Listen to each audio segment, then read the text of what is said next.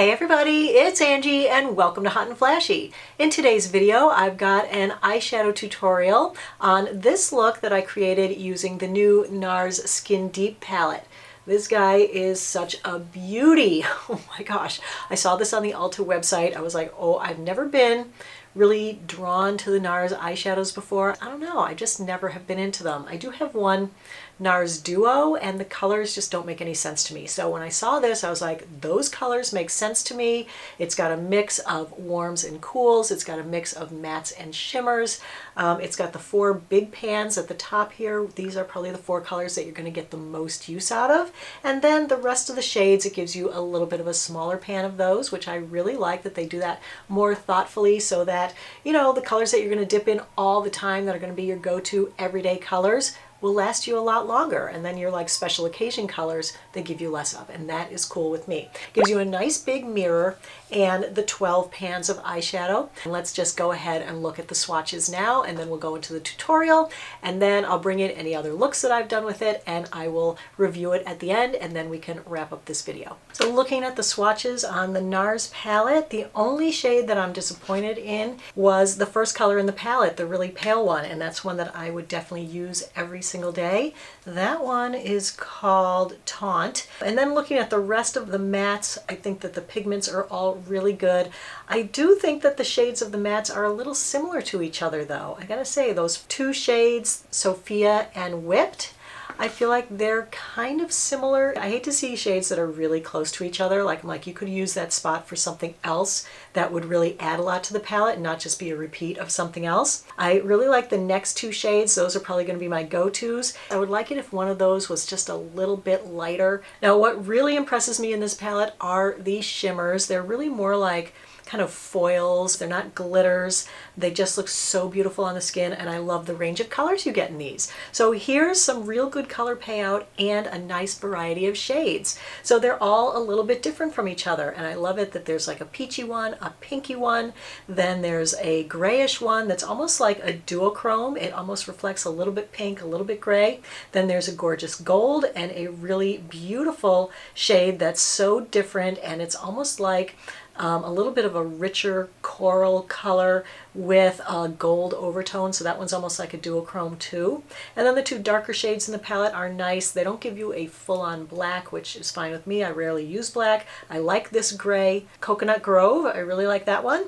And then Unbutton is a shimmer. It's kind of a cross between a matte and a shimmer, a little bit more of like a satin kind of finish on that one, and that's a really pretty color as well. I'm also going to be using a new brush set in this video. This is a Morphe brush kit. It's called the All I Want 6-piece brush set, and I picked this one up because it looks like it is the perfect combination of brushes to do just about any eye look, especially for beginners. The price is so right, and I'm always looking for a brush set that has something that kind of dupes my MAC 221 brush. This is my absolute favorite crease brush, but it does cost $21, I think, just on its own. This brush kit is $20 for all 6 brushes, and this little guy right here is the one that had me most interested because it is pretty darn similar to my MAC 221. So anyway, we're going to be trying out some new brushes today too. All right, first step is always to add an eyelid primer. Today I'm going to use Too Faced Shadow Insurance. I'm just going to take a little tiny amount of that and I'm going to apply it to each eyelid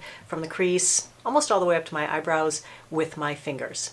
Using the all over shader and the color Taunt, I'm going to pick up the eyeshadow on both sides of the brush, and I'm going to apply that to the movable part of my lower eyelid from the crease to the eyelashes, and I'm going to be using up and down motions. I'm taking just whatever's left on the brush and I'm putting that just below my eyebrows for a brow highlight, and then putting a little bit at the inner corner of each eye. Next, I'm using the shade Undressed and the brush that looks like the MAC 221 brush. That would be the crease brush. I'm putting that at the outer corner of each eye in a V shape. I start by pressing my brush into the deepest part of the outer corner of my crease and drawing that at an angled line down to my lashes. Then I put it back where I started and I bring it across deep in the crease, really pressing it in the crease, working in small circular motions and bringing it about 2/3 of the way across, following the curve of the crease in towards the inner corner of my eye. Next, I'm going to use the tiny shader brush and the color Bali, and I'm going to apply that at the outer corner of my eye, pretty much laying it on top of where I put the previous color, starting at the outer corner deep in the crease and dragging it at an angle down to my eyelashes. That starts to set up a little wing out there, and by keeping that at an angle that goes from higher to lower, it helps to draw the outside edges of the eye upward so that the eyes look more youthful and more awake. Then I'm using the largest brush in the set as my blending brush today, so I'm just going to work that in small circular motions to blend that color in with the previous shades that I applied. Next, I'm going into the shade Sophia with the brush that looks like the MAC 221, and I'm applying that from the outer corner of the lid to the center of the lid on the movable part of the lid. Then I'm taking the largest brush, the one that I used for blending before, and I'm blending that across from the outer corner to the inner corner, bringing a little bit of Sophia in a gradation from the center of my lid towards the inner corner. I feel like I'm going to darken it up a little more, so I'm going to go into Coconut Grove with that tiny shader brush, and I'm going to go over that outer wing shape that we made before, just putting it right on top of that and turning the brush sideways to get a really sharp line out there just to darken up the outer edges. Then I'm going back in with the blending brush again and blending that out using small circular motions. Next, I'm going into Basic Instinct, which is the pink shimmer color, and I'm using that with the lid shader, and I'm applying that to the inner corner of the lower part of my movable lid from the crease down, and bringing that across about halfway. Next, I'm going into the shade Faster Pussycat with the same brush, and I'm applying that right above the iris at the center of my eye. Again, I'm using those downward strokes so that I don't end up with any creasing of my eyelids. Then I'm going to use the blending brush and blend that all together.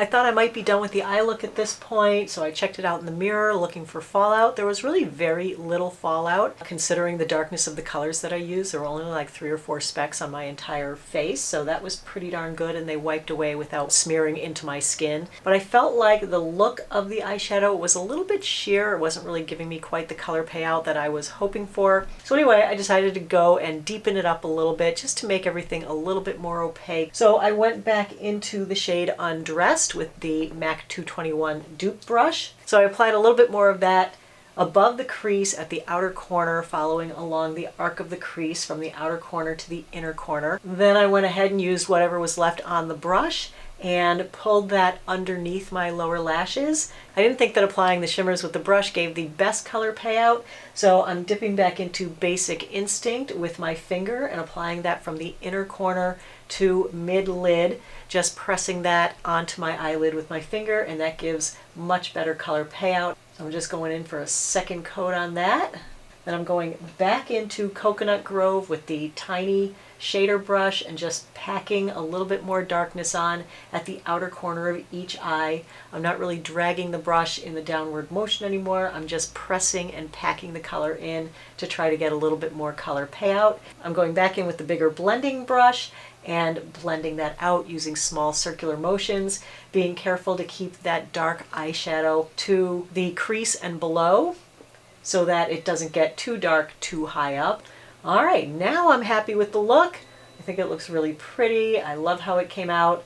And so now we can go ahead and add the eyeliners and the mascara. I'm just going to do the eyeliner and the mascara really quickly, but just so you know what I used the Marc Jacobs gel liner in Irony for the waterline of the top lashes. Then I used the Marc Jacobs Highliner Gel Liner in Lunatic for the bottom lash line. Then I applied Clinique Pretty Easy liquid liner at the base of the lashes, above the lashes on the eyelid, running that across a nice thin line. I didn't want it to be too heavy. Next up is the mascara. I'm using Estee Lauder's Sumptuous Knockout, and that has been my fave for quite a while.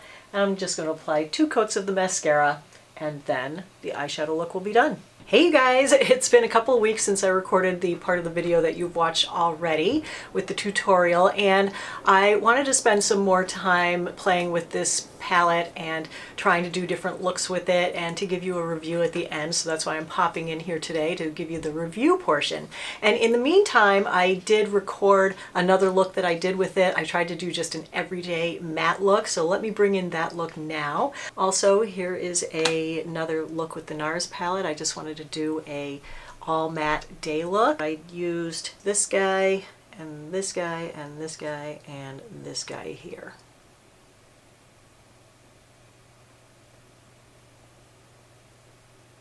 I did use two different eyelid primers because I wasn't sure about the Too Faced primer that I had used the first day. So I tried it with the Fenty Amplifying Primer and also with the CoverGirl Lid Lockup. These are two of my favorites. I just wanted to see if some of the color payout issues that I was having it with the first day were because of the primer, and sure enough it was. And then, you know, today I went ahead and I tried to do a cooler look because I knew I was wearing like a cooler sweater. It did come out fairly cool, but I gotta say even the taupes are a little bit more to the warm side on here, so I still do feel like it looks a little warm. I used the silver shimmer and that's really pretty, and I used the more pinky purpley one, and I think this is a really nice looking look as well. And today I used a fourth primer with it. I had picked up the Morphe eyelid primer over the weekend and I was like, heck, let me try another primer, so I used that today. And I feel like it worked well with the Morphe primer as well. So I feel like with 3 of the 4 primers I used it with, it was nice and smooth. The color payout was good. If I had only used it the one time, my criticism of it that day would have been that it didn't really offer good color payout. But having used it with a bunch of different primers, I would say that it's really dependent on the primer that you use. So if you use it with one primer and you don't get great color payout when you're packing it on and blending, then definitely try a different primer, because a different primer may help you get the color payout you're looking for. Just in general, I think that this is a really pretty palette. I think it's really easy to work with. The colors in here for me are just a